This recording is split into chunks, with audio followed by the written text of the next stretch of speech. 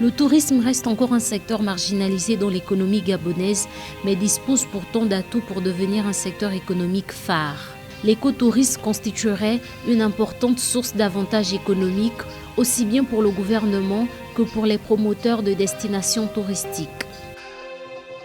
À travers son trésor public, la Côte d'Ivoire a levé 33 milliards de francs CFA sur le marché financier de l'UEMOA. L'objectif de cette émission est de permettre de mobiliser l'épargne des personnes physiques en vue d'assurer la couverture des besoins de financement du budget de l'État ivoirien. L'entreprise minière canadienne Central African Gold a racheté 60% d'intérêts du projet aurifère Zani-Kodo en République démocratique du Congo.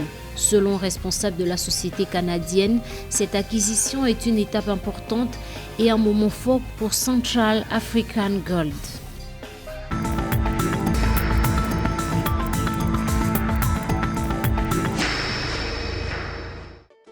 Au Gabon, l'industrie touristique constitue un levier majeur de développement. Même si elle est tributaire de ressources naturelles, l'économie gabonaise connaît une forte détérioration due à une baisse des recettes publiques, la pandémie du Covid-19 ayant entraîné des dépenses supplémentaires. En 2020, le pays a enregistré un déficit budgétaire de 5,2% du produit intérieur brut contre un excédent de 1,4% en 2019. Pour atteindre donc le statut de destination touristique selon l'OMT, Organisation mondiale du tourisme, il faut faire à l'année 500 000 touristes. C'est-à-dire si 500 000 touristes mettent le cap sur le Gabon, l'OMT va classer donc le Gabon comme destination touristique. Mais personnellement, j'ose croire que par rapport à la population gabonaise, on mériterait de ne pas être très rigide, intransigeant vis-à-vis des normes de l'OMT. Parce que le Gabon, c'est un pays qui a à peine 1 million d'habitants. Vous voyez très bien 100 000 personnes qui sont reçus sur le territoire gabonais. À mon sens, on devrait pouvoir modifier la définition de l'OMT et faire du Gabon une destination touristique. L'inventaire des atouts touristiques au Gabon met en évidence son potentiel concurrentiel dans ce secteur, mais la part du pays dans le tourisme mondial est à ce jour insignifiante car il n'accueille aujourd'hui que 100 000 touristes par an. Il y a des règlements qui ont été pris au niveau de la communauté, notamment la CEMAC, Communauté économique et monétaire de l'Afrique centrale, pour autoriser le déplacement des personnes, des biens, des capitaux, des marchandises sans visa, mais le Gabon et la Guinée équatoriale font encore partie des deux pays de l'Afrique centrale qui limitent par les dispositions purement normatives et étatiques le déplacement, la fluidité dans la zone. Et c'est ça qui explique donc que le Gabon n'est pas classé jusqu'ici comme destination touristique au sens de la définition de l'OMT. Que faire? Donc on fait tomber ces barrières-là pour que l'Afrique centrale devienne un seul pays, un seul espace économique. Avec une économie reposant majoritairement sur le pétrole, les minerais et le bois, le pays devrait travailler à encourager les opérateurs touristique via la création d'agences hôtelières, la diversification de l'offre, la préservation des écosystèmes, puis l'accroissement de la promotion de la destination Gabon sur les principaux marchés émetteurs de tourisme d'affaires.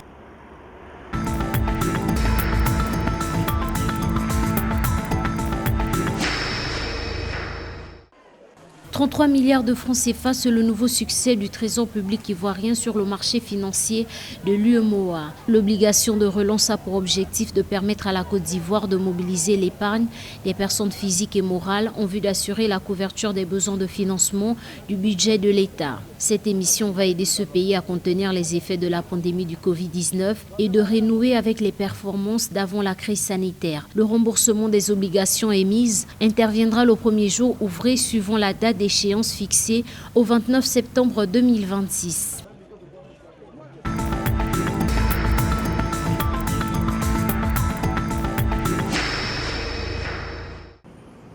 60% d'intérêts du projet aurifère Zani-Kodo au nord de la République démocratique du Congo ont été rachetés par l'entreprise minière canadienne Central African Gold.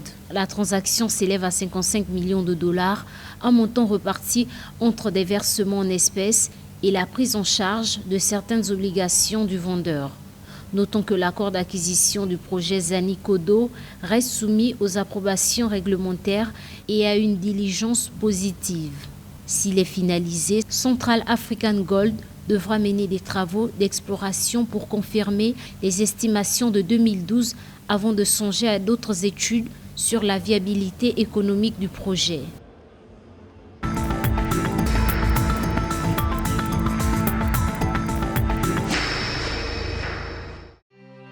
Afin de financer le plan complet de réinstallation des personnes affectées par le projet d'aménagement de 3 bassins versants à Libreville, le Gabon a emprunté 20 milliards de francs CFA auprès de la Banque de développement des États de l'Afrique centrale, BDEAC. L'accord de prêt a été matérialisé le 28 septembre 2021 à Libreville, la capitale, entre le ministère gabonais de l'économie et le président de la BDEAC.